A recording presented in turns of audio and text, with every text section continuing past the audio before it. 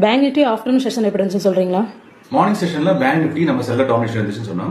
அது முடிகிற வரைக்கும் செல்லர் டாமினேஷன் தான் இருந்துச்சு. நிஃப்டி வந்து ஆஃப்டர்நூன் செஷன்ல 12 மணிக்கு அப்புறம் ஒன் செல்லர் மார்க்கெட் மாறினதுக்கு அப்புறம் பேங்க் நிஃப்டியால எந்த மூவ்மெண்ட்டும் நடக்க முடியல. ஹை ஃப்ரீக்வன்சி அல்கோசால மட்டும்தான் இப்படி வந்து பண்ண முடியும். ஸ்ட்ராடில் பிரேக் அவுட் ஆன அந்த டைமும் ஹெச்எஃப்டி டைமும் கரெக்டா மேட்ச் அவுட் ஆகுது. நம்ம செல்லர்னு சொல்றது ஸ்ட்ராடில் செல்லர்ஸ். ஓகே, இது பேங்க் நிஃப்டியோட பொசிஷன். பேங்க் நிஃப்டி காலையில இருந்தே பாத்தீங்கன்னா செல்லர் டாமினேஷன் இருந்துச்சு.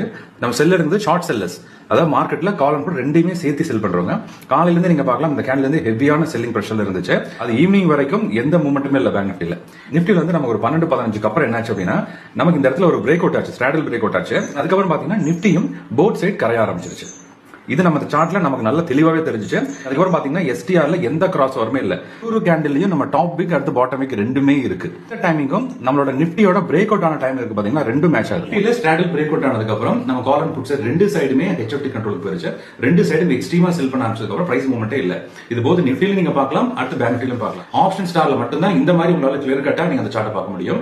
இப்போ ஆப்ஷன் ஸ்டார்ல ஆஃபர்ஸ் போயிட்டு இருக்கு. நீங்க மேற்கொண்டு தெரிஞ்சுக்க optionstar.in அப்படிங்கிற வெப்சைட்டை விசிட் பண்ணி பார்க்கலாம்.